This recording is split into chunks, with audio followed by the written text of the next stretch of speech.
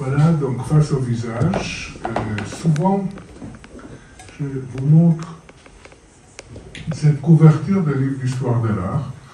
Ce n'est pas un hasard que cette couverture existe, puisqu'on sait que le visage, c'est un thème porteur, c'est un thème qui vend bien, c'est autant de dire ça. Et ici, vous avez une couverture de manuel d'histoire de l'art avec des yeux, des Ingres, de Cézanne, de Dürer, de Van Gogh, quelqu'un d'autre, je ne me rappelle plus. Bon, peu importe. Et, si vous voulez, c'est quelque chose qui effectivement attire les gens. Très souvent, les expositions qui traitent des thèmes de visage sont des expositions qui marchent bien. De mon côté, ça fait à peu près une quarantaine d'années que je travaille, pas seulement, mais beaucoup sur le visage. Il y avait l'exposition de Jablonski, il y avait d'autres occasions. Et souvent, on me demandait pourquoi je travaille sur le visage. En fait, je n'ai pas vraiment une réponse, sauf le fait que je ne suis pas physionomiste, c'est peut-être à cause de ça. Mais je trouvais une jolie, je ne sais pas si une réponse, mais je trouvais un joli passage qui dit de Borges, l'écrivain argentin, un homme se propose la tâche de dessiner le monde. À mesure que les années passent, il peuple l'espace d'images de provinces, de royaumes, de montagnes, de baies, de navires, d'îles, de poissons, de champs, d'instruments, d'astres, de chevaux et de personnes. Et un peu avant de mourir, il découvre que ses patients labyrinthes de lignes tracent l'image de son propre visage. Je n'irai pas jusque-là, mais je pense que si moi et d'autres sont intéressés par le visage, c'est que c'est quelque chose qui fait partie importante de notre vie. On aime, on déteste, on aime, on ignore à travers le visage. Le visage, c'est toujours quelque chose de relationnel. Si vous voulez que ce soit dans la vie, bien sûr, ça crée des relations entre les gens, mais aussi dans la représentation. Je m'explique. Vous connaissez tous la légende, entre guillemets, qui dit que quand vous entrez au Louvre, dans la pièce où il y a la Joconde, elle vous suit avec son regard partout. Et les gens, l'historien d'art parle de, je ne sais pas, manière spécifique que Léonard a peint ce visage, etc. Je pense que c'est un peu excessif parce que je pense que n'importe quel visage, quand vous entrez dans une salle où il y a des visages, on a l'impression qu'il y a une sorte de dialogue qui se crée, un dialogue imaginaire bien sûr, dans la mesure où il y a quelque chose de plus actif, si je peux dire, avec le visage qu'avec l'autre thème. Quand il y a une nature morte, quand il y a un paysage, vous le regardez, c'est très rare qu'une nature morte vous regarde. Par contre, avec le visage, on a ce sentiment imaginaire, bien sûr symbolique, qu'il y a un dialogue qui se fait entre les deux, et il y a une sorte de quelque chose de très subtil dans cet échange entre nous et la représentation d'un visage. Et cette fascination par le visage, elle date bien sûr pas d'hier. Depuis toujours, il y avait des représentations soit de visages, soit de masques. Ces magnifiques masques néolithiques qui datent de la période néolithique, absolument splendides. Ou encore cette fascination va jusqu'à cette volonté de reconstituer le passé, puisque là, vous avez un visage reconstitué avec des systèmes scientifiques sophistiqués, d'un prêtre de moyen âge, à 2020. Bon, a priori, il me semble beaucoup plus un joueur de rugby qu'un prêtre, mais enfin bon, c'est comme ça qu'ils vont constituer. Et un autre exemple que je trouvais assez drôle, encore une fois, une momie inca reconstituée, qu'ils ont appelée Juanita, heureusement qu'ils n'ont pas appelé Juanita Banana. Vous voyez qu'il y a cette volonté vraiment d'aller vers le passé et voir effectivement si le visage des autres générations anciennes avait les mêmes composants ou éventuellement la même expression qu'on a. Bien sûr, au sein du visage, on a l'œil. Vous connaissez tous cette expression, l'œil ou le visage sont les miroirs de l'âme. On va revenir là-dessus, mais il y a ce sentiment qu'effectivement l'œil, c'est le regard, c'est ça qui crée effectivement ce dialogue que j'ai évoqué. Et c'est le choix effectivement de Magritte avec l'objet peint, c'est concentrer simplement le regard qui nous fixe. Regard qui nous fixe, mais qui fait partie de la spécificité des visages, à savoir de participer, d'être lié à plusieurs mythes, à plusieurs légendes, ou soit dans la mythologie, soit dans la religion. C'est pas par hasard que dans la religion juive et dans la religion musulmane, la représentation du visage est interdite, dans la mesure où on a presque l'impression qu'il y a une sorte de concurrence entre les visages humains et les visages de Dieu. Dans la religion chrétienne, c'est presque à l'opposé, puisque effectivement cette idée que l'homme était fait d'après le visage de Dieu, c'est quelque chose qui pousse éventuellement des créer visages. Je montre une de ces légendes, celle la plus connue pour le moment, le merveilleux Narcisse de Caravage. Alors, le problème, bien sûr, de Narcisse, qu'il ne se reconnaît pas. Mais c'est parfaitement normal, puisque aucun de nous n'a jamais vu son visage, si je peux dire, face à face, puisqu'on le voit toujours de façon indirecte, à travers le miroir, à travers les yeux de l'autre, à travers l'eau. Ça veut dire qu'il n'y a que les autres qui nous voient, et c'est presque normal que parfois on a du mal à reconnaître nos visages. Vous connaissez peut-être le fameux récit de Freud qui raconte qu'à un moment, la nuit, il est dans un wagon de nuit et il sort, et il y a un miroir face à lui, et il voit un monsieur âgé, il se demande qui c'est, en fait il se rend compte que c'est lui.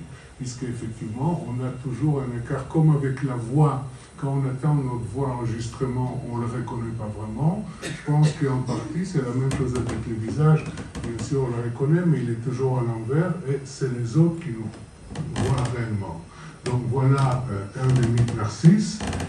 Vous allez voir que tous les mythes qui sont liés au visage sont liés à l'amour et à la mort. Dans le cas de Narcisse, c'est à la fois l'amour dans cet autoportrait qui crée effectivement Narcisse et duquel il ne s'est pas séparé et il meurt effectivement de cet amour, ou encore ce regard extrêmement magnifique, mortifère, celui de la Méduse, qui fascine, mais on voit effectivement que le regard peut être quelque chose d'extrêmement positif, quelque chose qui effectivement qui est bienveillant, ou comme avec Caravage la Méduse, où il y a cette fixation, cette fascination. Fasciner, c'est aussi en quelque sorte figer quelqu'un de façon définitive. Vous connaissez l'histoire de la Méduse et sa capacité effectivement de tuer à l'aide de son regard. J'ai évoqué effectivement l'homme qui était fait au visage, enfin, à l'image de Dieu. Là, vous avez ce fameux autoportrait de Dürer, dans lequel Dürer se représente dans une position de créateur d'un grand C. Et effectivement, il y a parfois, effectivement, comme je disais, cette concurrence entre l'homme qui est créateur et l'idée de créateur tout court, comme vous pouvez voir avec cette image où la position est la position qu'on peut voir souvent de la représentation de Christ dans le passé.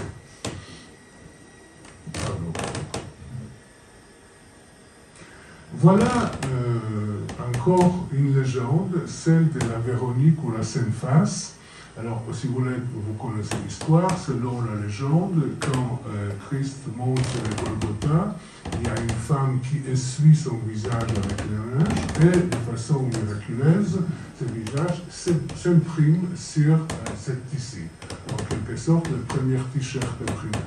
Voilà, vous pouvez, excusez-moi pour le blasphème. Voilà, vous pouvez voir, ça m'a beaucoup frappé. Jusqu'au-là, c'est une Véronique plus ou moins normale, si vous voulez. On voit effectivement l'empreinte de Christ et on voit de façon tout à fait claire le visage.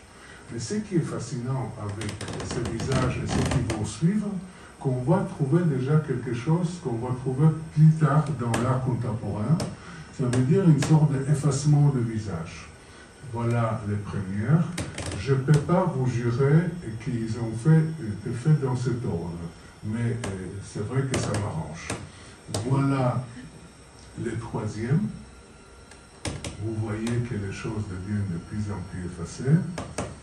Et voilà le quatrième, où ce n'est plus le visage, mais de façon beaucoup plus logique, la trace des visages. Ce n'est pas la même chose, le visage est comme où il y a un rapport mimétique, ou une trace, comme vous pouvez voir ici. Alors, je n'ai pas une vraie explication. Enfin, si on peut parler d'une vraie explication pour l'image, je dirais que pour moi, il y a quelque chose de l'idée que les dieux se retirent, en quelque sorte, s'effacent, se retirent. Et c'est Jabès, le philosophe juif, qui a dit que pendant le séjour de la dame dans l'Éden, il pouvait voir les dieux face à face, et depuis qu'il était chassé, il cherche toujours ce visage qu'il ne peut pas trouver. Et je pense qu'il y a quelque chose de cette idée dans cette façon dont les dieux, le Christ se retire et n'est plus joignable, si je peux dire. Alors, cette histoire d'effacement est liée aussi, ici on n'est pas dans la mythologie, ici on est dans de différents rôles de visage. Un des rôles de visage, c'est d'être en quelque sorte monument de la mémoire. Ça veut dire, vous savez très bien que les visages, les portraits, je reviendrai là-dessus, c'est quelque chose qui vient comme substitut à quelqu'un qui est disparu. Et il y a une expression aux États-Unis, il parle de portraits sur la commode. Je dis ça puisqu'effectivement, ici, on a en quelque sorte portrait sur la commode par un artiste pop, Robert Schwager. Et vous voyez que ce qui est frappant, est de la même façon que les artistes de nos jours ne croient plus que le visage, c'est le miroir de l'âme, où on peut tout comprendre, de la même façon, ils ne croient plus à cette possibilité de visage, ou représentant de visage, en quelque sorte, arrêter le temps. Ici, c'est exprimé de façon très, très pertinente. D'une part, il s'agit de portrait numéro 1, comme s'il y avait toute une série de portraits qui va tout à fait à l'opposé de cette unité de quelqu'un qui est disparu. Et bien sûr, vous pouvez voir qu'il y a un degré d'effacement. On a l'impression que dans ce portrait-là, la mémoire lutte, l'oubli et la mémoire sont en quelque sorte face à face, sont en dialogue, et c'est plutôt cette façon-là qu'on va trouver plutôt dans l'art contemporain. Ça veut dire un scepticisme par rapport à la possibilité de fixer la mémoire, mais plutôt l'introduction de l'oubli. On verra ça à la fin avec, par exemple, Boltanski. Un autre exemple, voilà, c'est autoportrait de mon père. On voit de façon nette le reste du visage, la partie supérieure de la tête de quelqu'un qui est jeune, mais c'est jeune, qui s'efface déjà derrière ses reflets, donc quelque chose d'extrêmement délicat, mais suffisant pour que ce personnage qui existait n'ait plus, et il va effectivement être oublié au fur et à mesure où le temps passe. Voilà un autre rôle des visages, c'est l'expression psychologique. Et là, je reviens encore une fois à cette idée de miroir de l'âme. Ça veut dire que les artistes et les spectateurs croyaient effectivement qu'il est possible de mettre en quelque sorte la psychologie de l'être représenté pratiquement sur la surface du visage.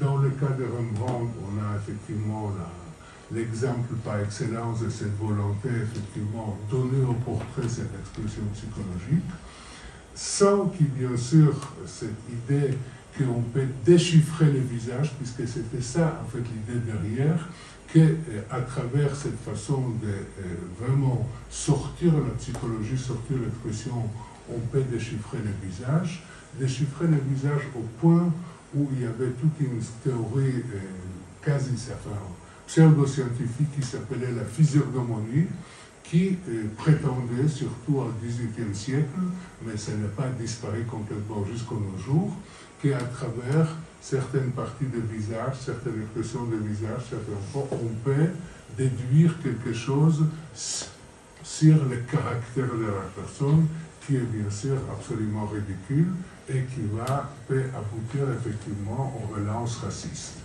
Voilà un exemple effectivement de cette lecture.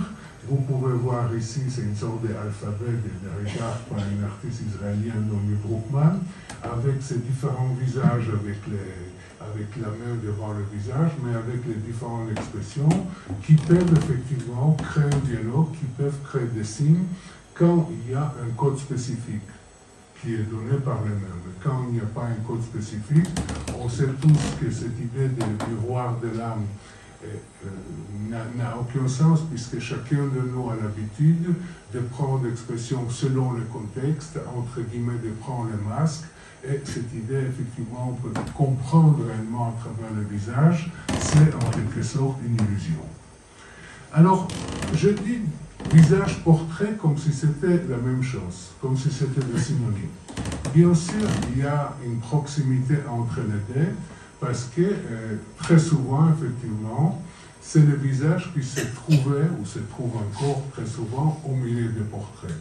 Mais regardons la définition qui date déjà du XVIIIe siècle, qui dit « Le portrait est l'ouvrage d'un peintre qui, par art, fait l'image et la représentation d'une personne. » D'une personne, vous pouvez voir qu'ici, le mot « visage » n'est pas mentionné. Pourquoi ? Parce qu'effectivement, le portrait, c'est une représentation d'une personne. Pardon. Ça, c'est un portrait. Ça, c'est un portrait, ça veut dire qu'il ne s'agit pas simplement de visage, il ne s'agit pas effectivement de la psychologie, etc. Il s'agit de mettre la personne dans son contexte social, dans son contexte économique, dans son contexte politique, et bien sûr en idéalisant et en insistant effectivement sur sa position. Là, c'est presque caricatural. Vous pouvez voir qu'on reconnaît, entre guillemets, les visages de Louis XIV, on reconnaît, façon de parler, on reconnaît parce qu'on habite dans plusieurs différents photos, on ne sait rien si c'était son visage, mais enfin on a l'habitude de le voir, mais surtout vous pouvez voir que ce qui est important dans cette mise en scène, c'est bien sûr tous les accessoires qui sont autour et qui montrent effectivement l'importance des personnages. Autre exemple tout à fait caricatural, c'est celui-ci, Napoléon traversant les Alpes. Je ne sais pas s'il y a beaucoup entre vous qui font des chevals, mais ça me semble une position un peu difficilement tenable. Et surtout, il est évident que ce qui est montré ici, c'est effectivement non pas tellement le visage, mais la personne ou le personnage de Napoléon comme un héros, comme un chef qui traverse les Alpes, etc. Bref, là, on a effectivement un portrait, et je crois que j'ai encore un troisième, je vais m'habituer à ça ou non. Voilà, celui-ci. Voilà, encore une fois, presque, j'ai choisi vraiment des exemples presque caricaturaux, puisque ici aussi David qui montre Napoléon, vous voyez que sa tête est prise dans une sorte de vêtement tout à fait protocolaire, et bien sûr, il s'agit effectivement de Napoléon qui est trôné ici. Vous voyez que tous les éléments qui constituent à la fois je dirais les cadres, les vêtements, etc., sont beaucoup plus importants que le visage lui-même. Alors, la distinction entre le visage et les traits, je cite Jean-Luc Nancy dans un livre qui s'appelle Le regard du portrait, où il dit « Le portrait est toujours la mise à distance du visage, une mise en scène volontairement admise. Les visages sont parfois comme la mise à nu du portrait. » Et il continue, plus que figurer la représentation de l'individu, les portraits et la figure de l'individu en présentation. Je pense aussi que de nos jours, s'il y a un portrait effectivement qui est encore mis en place, c'est l'autoportrait, puisque peu importe quelle est la mise en scène, il y a toujours une mise en scène quand l'artiste se représente lui-même. Voilà, vous vous rappelez de mon artiste préféré qui était Jawlensky. Je montre simplement un exemple de quelque chose qu'on peut considérer portrait. C'est un portrait tout à fait moderne, puisque vous voyez les touches extrêmement libres, mais clairement, il y a ce qu'on peut appeler le contrat de la ressemblance. L'artiste représente une personne en lui donnant un trait qui permet de la reconnaître. Tout va bien. Ici, on est en 1900 et 1903. En 1910, les choses varient de façon brutale. Voilà la Byzantine. Il est évident qu'ici, il ne s'agit pas d'un portrait. Ici, il s'agit d'un visage. Le visage peut être anonyme, Le visage n'est pas cette nécessité d'une fiction de la ressemblance, il peut être complètement imaginaire, il peut être déformé, puisque effectivement on n'a pas cette nécessité de personne à personne. Le visage est beaucoup plus libre en quelque sorte que le portrait, puisqu'il y a ce contrat entre l'artiste et le modèle, contrat économique le plus souvent, qui l'oblige à faire ça. Il fallait attendre Picasso pour qu'il dise que c'est lui qui décide effectivement et pas le modèle pour l'apparence des portraits.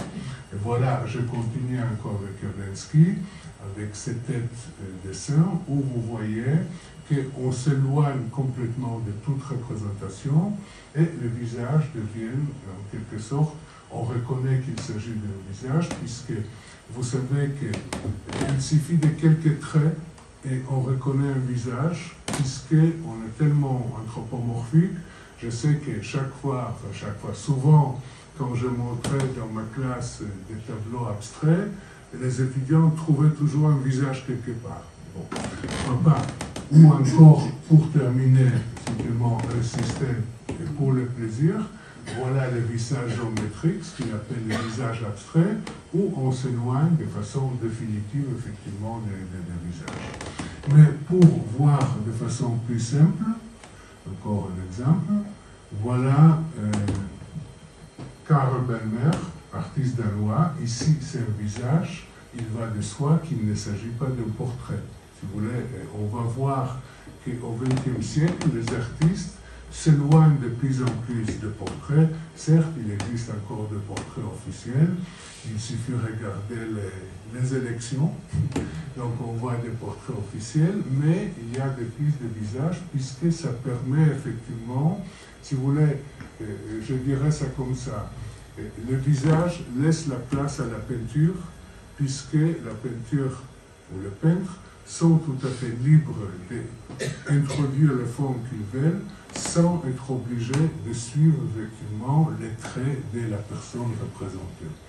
Au point où parfois le visage peut disparaître, voilà, c'est une personne d'un artiste, un ami israélien, Avi Kratner, vous voyez que le visage est complètement disparu, ou encore de façon plus brutale, voilà John Copeland avec cette image qui s'appelle Autoportrait. John Copeland qui était critique d'art et après est devenu photographe. Vous voyez que dans cet autoportrait, c'est le type de lèvres, Copeland a décidé qu'il n'y a pas que le visage qui peut nous montrer en quelque sorte le personnage, puisque ici, il fait toute une série, là on voit que c'est quelqu'un déjà un peu plus âgé, c'est quelqu'un qui a pris un peu de poids, etc., etc. Bref, toute partie des corps peut remplacer de façon plus ou moins complète le visage et on n'est pas obligé effectivement de représenter la personne uniquement à travers le visage. Voilà un exemple aussi de l'art contemporain. Si vous connaissez les portraits de groupes, vous savez, les portraits de groupes classiques, hollandais et d'autres, etc., où les personnages sont assis comme il faut, chacun dans sa place. Ici, on a l'impression qu'on est à Châtelet à 18h. Ça va dans tous les sens, avec confiance. Et je dirais que si avant, il y avait chaque personnage à sa place, ici, ce sont des passants, ce sont des anonymes. Et dans l'histoire de l'art, on va avoir de plus en plus des anonymes, encore une fois, puisque ça enlève les contraintes habituelles qu'il y avait à l'époque. Voilà un exemple radical, encore une fois. Ça s'appelle Autoportrait avec mon pouce droit. Bien sûr, ça fait penser immédiatement, vous savez, à empreinte digitale. Et exactement comme c'est une empreinte digitale, en fait. C'est un énorme portrait très grand. D'ailleurs, c'est pas une peinture, c'est un collage, mais on ne le voit pas, mais enfin, c'est un collage. Ce qui m'a frappé, effectivement, qu'ici, on a un exemple parfait d'une identité indiscutable, comme avec le truc digital, mais les caractères, tous les éléments qui étaient liés au portrait ont complètement disparu, puisque maintenant, c'est réduit simplement à l'identité. C'est vraiment un cas tout à fait radical par rapport à la représentation de la personne, sans ses qualités, mais où on ne peut pas se tromper, même si le visage, bien sûr, n'existait plus, même s'il a gardé la forme ovale. Voilà ce que je voudrais vous montrer aujourd'hui, c'est une sorte de promenade, où d'un côté, c'est un détail d'un artiste français pas très connu, Joseph Ducret, c'est un détail de visage, le visage qu'il appelle visage humaniste. Ça veut dire un visage de quelqu'un qui a une confiance de soi, qui est souriant, qui est à sa place. On a presque l'impression je parlais de dialogue, qu'il regarde, qu'il veut presque nous prendre dans les bras. Il y a quelque chose qui se crée entre lui et le spectateur. Et de l'autre côté de la chaîne, voilà de façon extrême, voilà Ben, je ne sais pas qui je suis. Le parcours que je vais essayer de vous montrer aujourd'hui, c'est le passage entre effectivement la période où l'artiste et les modèles étaient parfaitement reconnaissables, parfaitement à la place, et ce qu'on appelle la crise des sujets, où à la fois les artistes et les sujets ne sont plus aussi certaines de leur identité ou de leur représentation. Alors, ça commence par, voilà ce qu'il dit. Je dis toujours, quand je parle de l'art, que l'art, ce n'est pas quelque chose de séparé, il n'y a pas que l'art. Pardon, il fait partie de la culture. Et voilà la littérature, voilà dans l'ère des soupçons, Nathalie Sarraute écrit dans un nouveau roman, que le personnage de roman a peu à peu tout perdu, ses ancêtres, sa maison soigneusement bâtie, ses propriétés et ses types de rang, ses vêtements, son corps, son visage, et surtout, ce bien précieux entre tout, son caractère qui n'appartenait à lui, et souvent jusqu'à son nom. Vous allez voir de plus en plus effectivement des visages anonymes, puisqu'on ne cherche pas de représenter une personne, on cherche à représenter soit un personnage générique, soit des formes qui sont plus importantes que la reconnaissance de l'être représenté. Ça n'a pas commencé hier. Je vous ai parlé de cette ressemblance entre l'homme et le Dieu, de cette aura divine. Quand vous regardez les portraits, parce qu'il s'agit de portraits de Goya, on a l'impression que Goya ne croit plus du tout à cette sorte d'aura divine qui transparaît à travers le visage, puisqu'on a l'impression qu'il y a une sorte de forme d'effacement. On a l'impression que c'est presque une poupée qui a perdu de cette expressivité. On a l'impression que les personnages, effectivement, deviennent... Ce sont des visages encore normaux, mais qui deviennent vides, et ceci sera encore plus frappant avec cette tableau de Manet qui représente Madame Manet. C'est un pastel de 1863, si je ne me trompe pas, qui se trouve au musée d'Orsay. Et c'est extraordinaire pour plusieurs raisons.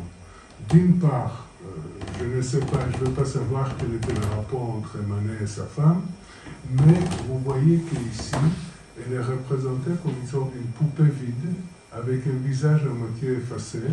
Et il est évident que si d'habitude le portrait se trouvait au centre de l'image, comme le cœur de l'image, ici elle est repoussée sur le côté gauche, et il est évident que le sujet principal de ce tableau, ce n'est pas tellement Madame Manet, mais ce sont des rapports entre ces magnifiques bleus et magnifiques blancs qui ont, si vous voulez, l'essentiel.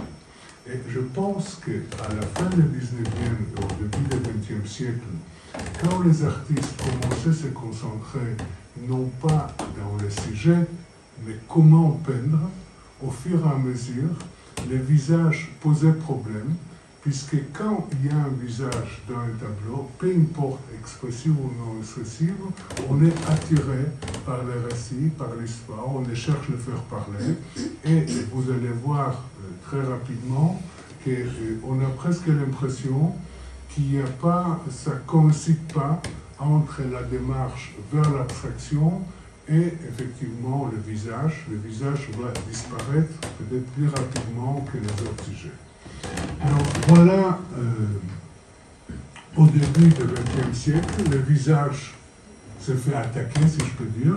Il se fait attaquer moins que la nature morte ou le paysage, probablement pour le problème psychologique, puisqu'il n'est pas, si vous voulez, dans la mesure où l'artiste, malgré tout, le visage, c'est quelque chose qu'il y a entre identités, psychologiquement, c'est peut-être pas tellement facile. Quand vous regardez les portraits de Derain par Matisse, vous voyez qu'effectivement, l'artiste a pris beaucoup de liberté avec les composants, mais l'ensemble reste encore plus ou moins cohérent. Quand vous regardez les autoportraits de Schiele avec les doigts écartés, vous voyez qu'il y a cette volonté de déformer. D'ailleurs, je dis autoportrait, mais en fait, c'est un double autoportrait. Regardez bien. Il y a le visage principal qui est ici, et un autre visage de profil, si vous continuez comme ça, comme s'il y avait une sorte de... Et ce n'est pas par hasard qu'il s'agit d'un visage qui est en noir de profil. Je ne vous dirai pas que Schiele est influencé par la théorie freudienne, puisqu'il ne la connaissait pas. J'ai vérifié, j'aurais bien aimé, mais non, il n'était pas influencé. Mais il est quand même à Vienne, et cette idée, effectivement, de représentation de quelque chose derrière nous, quelque chose qui fait partie de nous, appelons ça inconscient ou appelons ça effectivement de pensée derrière, c'est très frappant avec ces doubles visages qui ont en quelque sorte l'oreille ensemble, et vous voyez que là, encore une fois, le visage attaqué, déformé par Schiele ou par Matisse ou par Derain, ou encore par Picasso avec les Demoiselles de l'Agneau. Alors, je vous ai dit il y a 2 minutes qu'effectivement, il n'est pas très facile d'attaquer le visage. Et clairement, l'attaque devient très violente avec Picasso.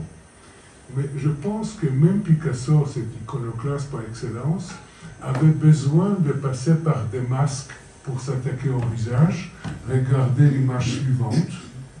On a réellement un visage masque, puisqu'il me semble effectivement qu'à la différence de visage où le rapport entre les éléments organiques est quelque chose fixe, avec les masques, il y a une sorte de liberté de déplacement des éléments, et je pense que pour effectivement s'attaquer au visage avec les Demoiselles d'Avignon ou d'autres images, il fallait faire en quelque sorte un détour à travers effectivement ce visage. Mais comme je dis, c'est très frappant, cette sorte de compétition entre les visages qui étaient toujours le symbole de la ressemblance. On dit, regardez, encore dans le musée, on dit, ah, regardez ce monsieur qui est présenté, on dirait qu'il pouvait parler.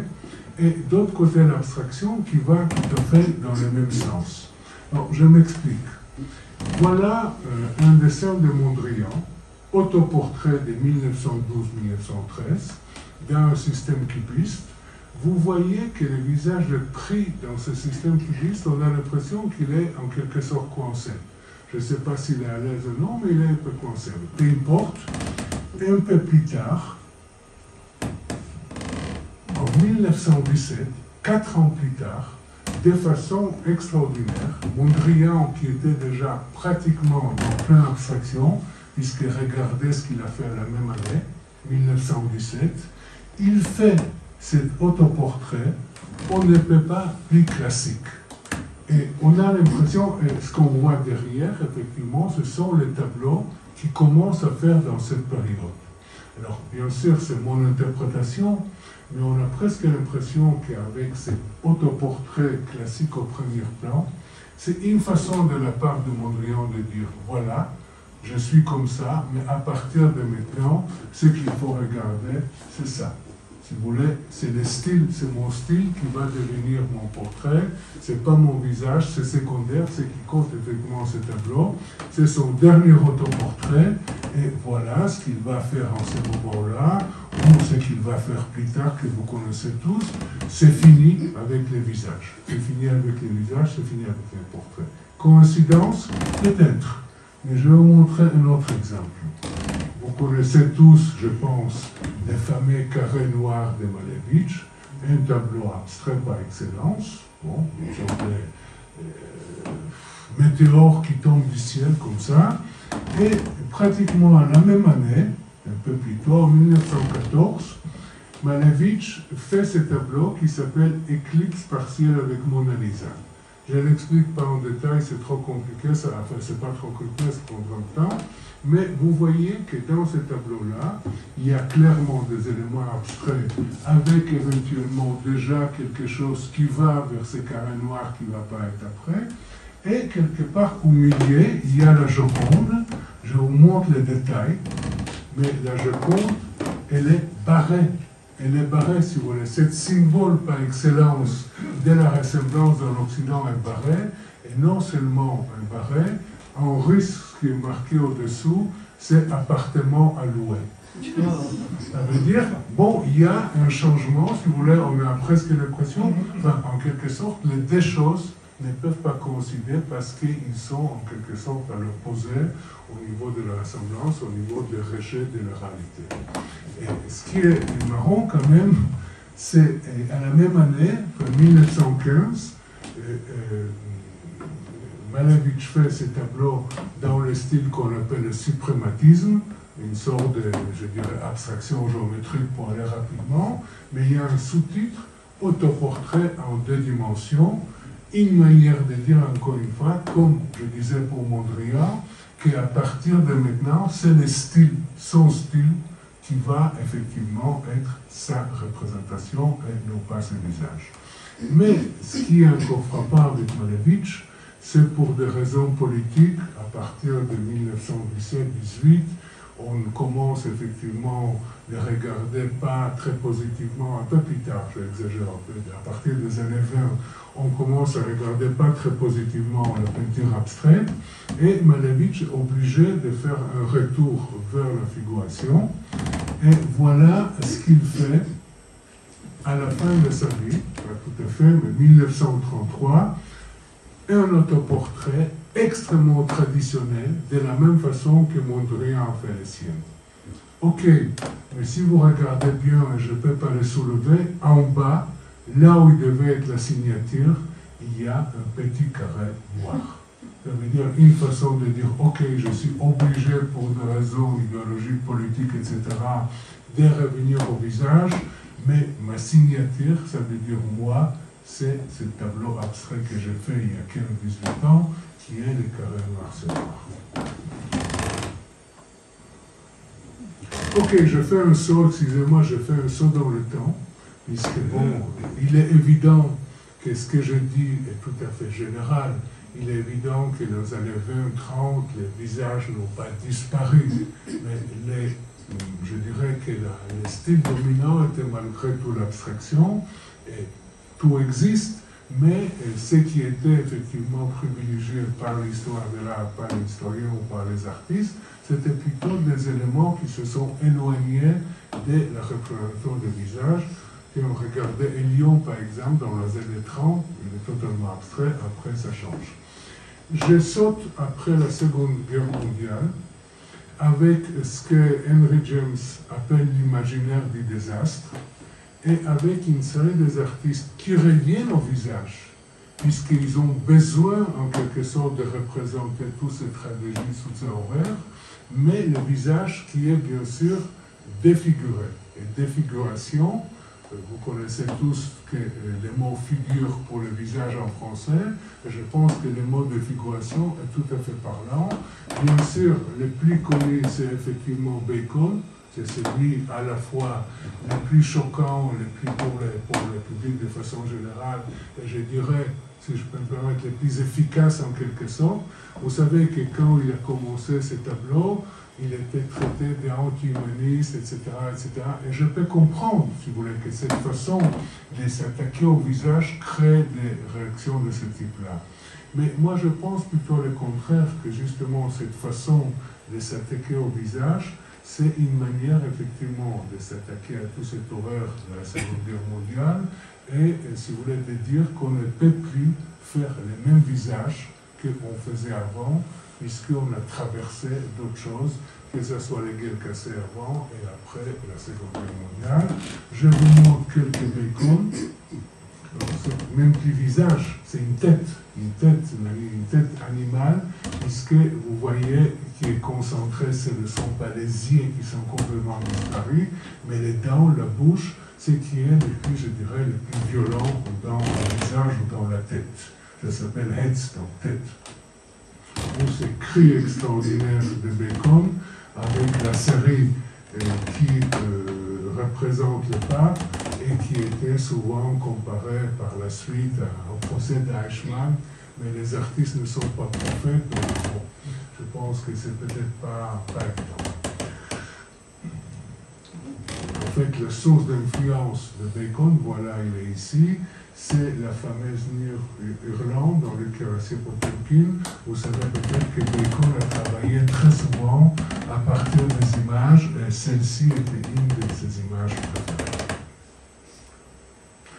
Voilà un autre exemple de ce que j'appelle l'imaginaire de désastre, des visages qui ne sont pas des proto-visages. Ce sont l'autoportrait d'Artaud, fragmenté, éclaté. Je suis toujours, je ne sais pas si le mot ému, je suis toujours frappé par celui-ci, parce qu'à la différence de Bacon, ce n'est pas défiguré de façon extraordinaire, mais on a presque l'impression que c'est un visage qui était écrasé, puisque les changements sont là, il y a une sorte de... Comme Artaud utilise le mot forçonné, et effectivement on a l'impression qu'il y a une sorte de force extérieure qui a écrasé, qui a déformé ces visages de façon moins spectaculaire, mais peut-être plus touchant que celle de Bacon. Puis Buffet, avec ce visage, où celui, il y a un mélange entre terreur et ironie, ça dépend.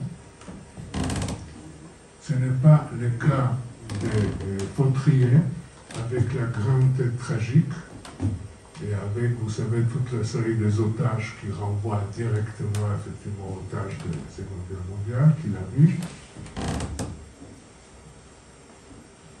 Ou le personnage tragique de Giacometti, qui se fond et qui se défend. Vous voulez, c'est assez... bon, j'ai une tendresse spécifique pour Giacometti.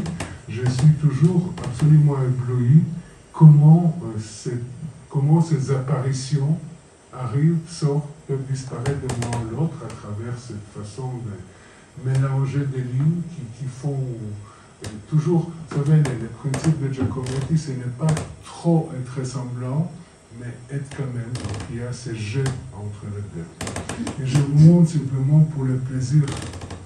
Ça, c'est magnifique. Vraiment pour le plaisir. Ou bien ça, c'est un visage qui va devenir, mais regardez comment il part de façon organique. Il ne part pas comme d'habitude de la vision générale. C'est quelques lignes et au fur et à mesure, le visage apparaît. C'est absolument merveilleux. Encore un saut, puisque je vous ai montré toute une série de visages déformés. Et là, de façon tout à fait frappante, dans les années 60, il y a au contraire ce que j'appellerais les trop-pleins. Les trop-pleins, ça veut dire des visages a priori parfaits.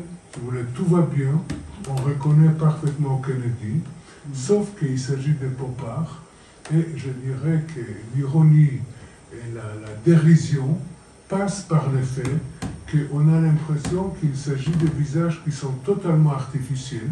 On a cette sourire cheese, on a l'impression qu'il s'agit de visages, et ce n'est pas une impression, un visage qui inspirait directement des affiches des élections dans lesquelles on voit, et on a vu ces derniers temps beaucoup des affiches des élections, et vous pouvez voir que la peau est parfaitement lisse, puisque c'est fait pour ne pas effectivement gommer tous les éléments, et surtout, le visage ici est un objet parmi d'autres.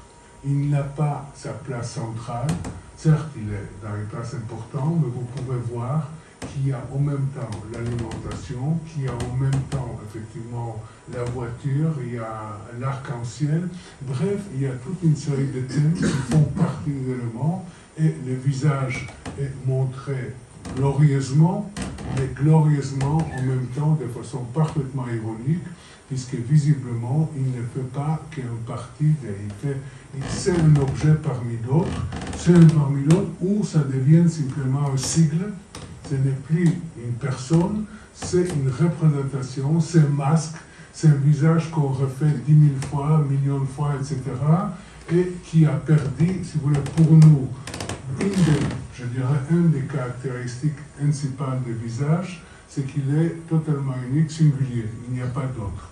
Tandis que quand vous prenez effectivement de ces visages-là et vous commencez à les traiter de façon sérielle, il y a quelque chose de bizarre qui se crée, ça tourne en quelque sorte en rond et les visages perdent effectivement, il a une aura artificielle, aura d'une actrice, mais ils perdent totalement de sa singularité quand ils deviennent de plus en plus répétés à l'infini, tournent en quelque sorte en rond dans le vide.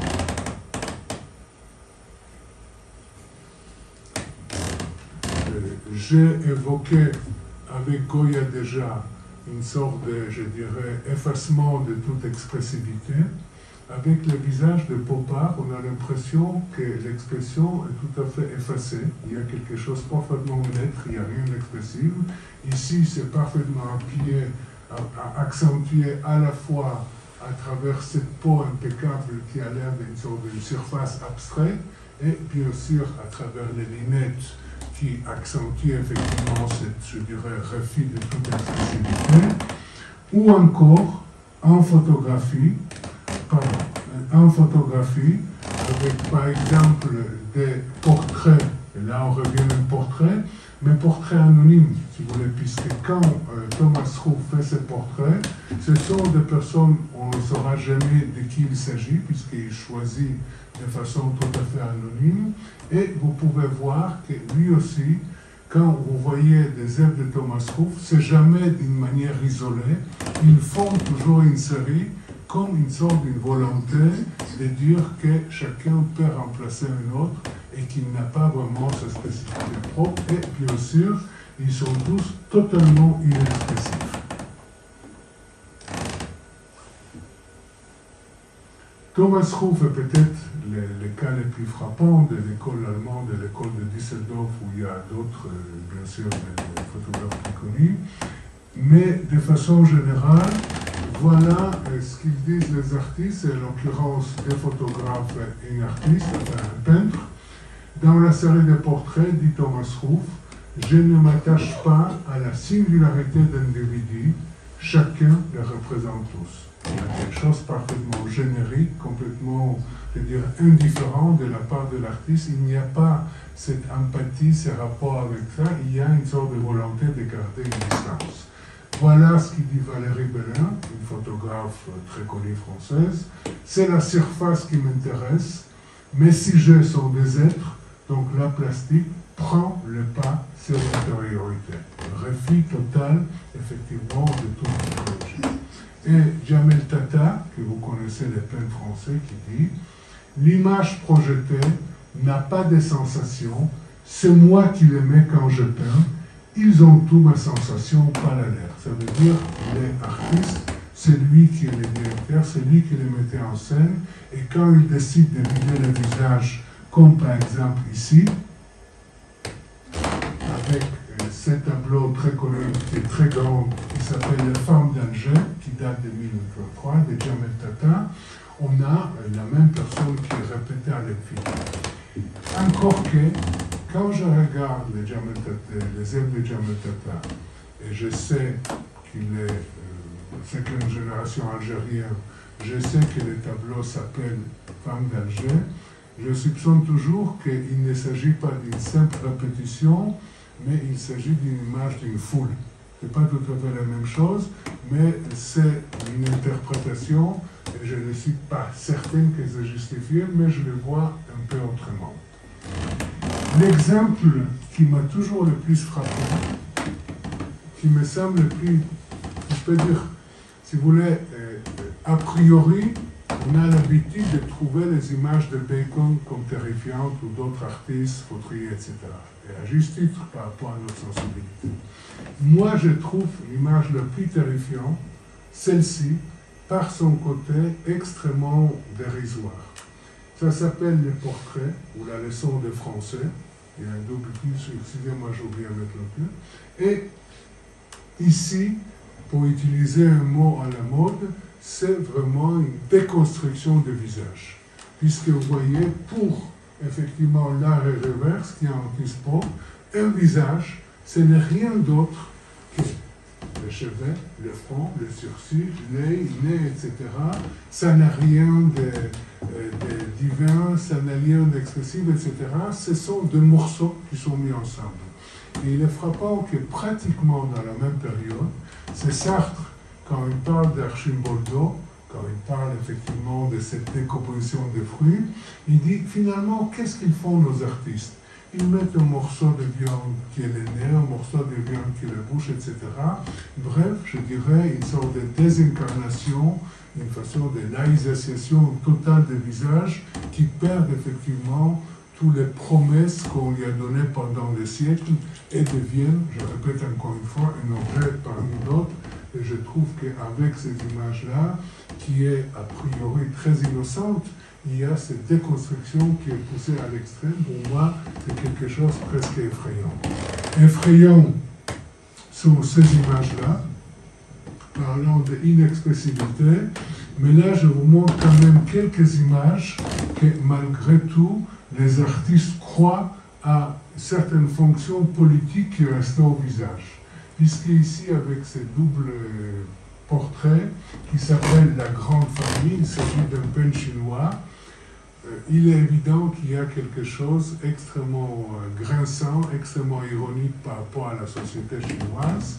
Et cette inexpressibilité de ces images, pour moi, parmi ce que je connais, c'est sans doute les visages qui sont le plus proches à une représentation de la mort. Il y a quelque chose totalement vidé complètement, on a l'impression, c'est un visage vidé à l'extrême, ou avec celui-ci, la grande famille numéro 8, les camarades, il y a quelque chose de glaçant. Il y a quelque chose de glaçant, effectivement, quand je regarde ça, c'est vraiment pour moi presque des portraits mortuaires.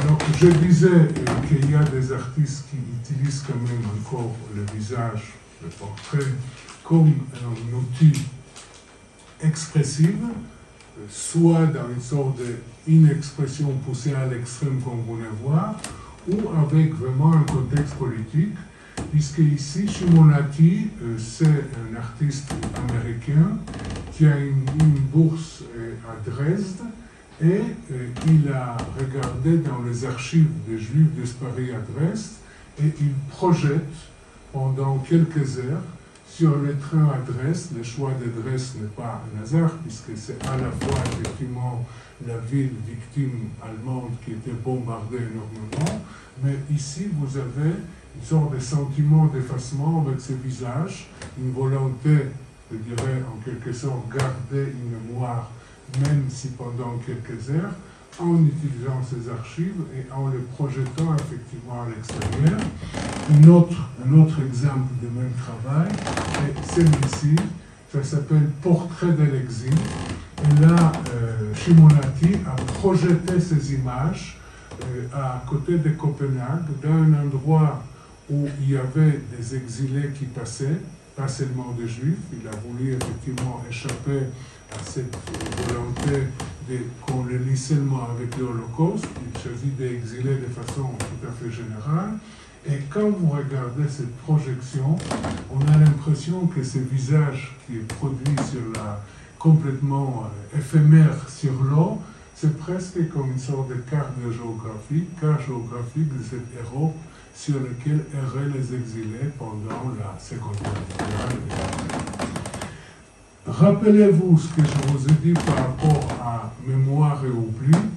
Dans le cas de Boltanski, ici vous avez une de ces œuvres qui s'appelle Archives de l'année 1987, le journal El Caso. El Caso, c'est un journal qui est à peu près l'équivalent français de, comment ça s'appelle, un des journaux, pas Gala, mais où il y a des différents crimes qui sont montrés. Détective, voilà, merci. Mais ça fait longtemps que je ne l'ai pas acheté. Donc, si vous voulez, vous pouvez voir ici, Boltanski a pris les images des premières pages, où parfois c'est les victimes et parfois c'est les bourreaux. Et il dit, dans 10 ans, dans 20 ans, ou même maintenant, quand on va regarder ça, on ne saura pas qui est la victime, qui est le bourreau. Donc l'oubli, effectivement, il marche. Et difficile, effectivement, de croire que le visage peut encore garder la mémoire. Alors là, c'est plus personnel. Donc, je me permets, j'ai un cousin en Israël qui avait un oncle ici. Un jour, il m'appelle, il me dit, écoute, j'arrive pas à avoir de nouvelles de lui, est-ce que tu peux vérifier? Bon, je vérifie. J'apprends que la personne est morte, donc on va aller dans son appartement, on nettoie l'appartement, et on tombe, c'est quelqu'un qui est passé pour l'Holocauste, et on trouve toute une collection des images qu'il a fait avec les photos, comment ça s'appelle, la machine, voilà, automate, et c'est une sorte de Boltanski personnel. Si on a l'impression qu'il y a toute l'histoire de sa vie qui est racontée à travers ces quelques images qui, en quelque sorte, gardent la mémoire, mais qui ne la garderont pas très longtemps. Bon, j'arrive à peu près à la conclusion. Je vous montre pas complètement, j'ai encore 5-10 minutes. Vous allez tenir? Bon, vous n'avez pas le choix. Donc, de toute façon, voilà une image que j'ai connue il y a longtemps, mais je l'ai ressortie maintenant. C'est une image d'une artiste israélienne qui s'appelle de 2003, qui s'appelle Frontières mentales. Je pense qu'elle colle parfaitement à l'activité, puisque c'est une façon de dire que les vraies frontières, ce ne sont pas les frontières physiques entre des pays, mais ce sont des frontières mentales. Et si on n'arrive pas à dépasser les frontières mentales, le tragique va continuer. Un exemple aussi, si vous voulez, je disais tout le temps que le visage a perdu de son importance, je le pense, au niveau de représentation, pas complètement toutefois. Voilà d'Ernest Pignon-Ernest, Maurice Audin. Bon, pour laisser son système, il colle les images sur le mur, c'est entouré par des anciens objets, etc. Quelques jours après, voilà ce qu'il en reste. Et ce n'est pas par hasard qu'on s'attaque au visage.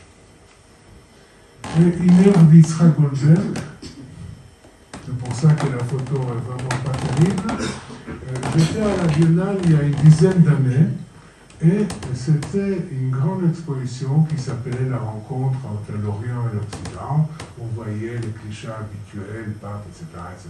Peu importe. Voilà, j'allais dire dans le métro, dans une station de Vaporetto. Voilà l'image, tout va bien. Je ne sais pas qui c'est la dame, peu importe. Je suis assez content de cette photo. Je viens 2 jours après, voilà ce que je trouve. Alors, je ne sais pas, c'est peut-être quelqu'un catholique qui trouvait que la comparaison n'était pas très cachère, ou peut-être quelqu'un qui est musulman qui trouvait qu'il ne faut pas montrer les visages. Peu importe, mais ce qui est très frappant, ce sont justement les iconoclastes, les gens qui sont contre les images, qui sont sans doute ceux qui croient le plus à la force de cette image. Je terminerai presque par cette image, le cri.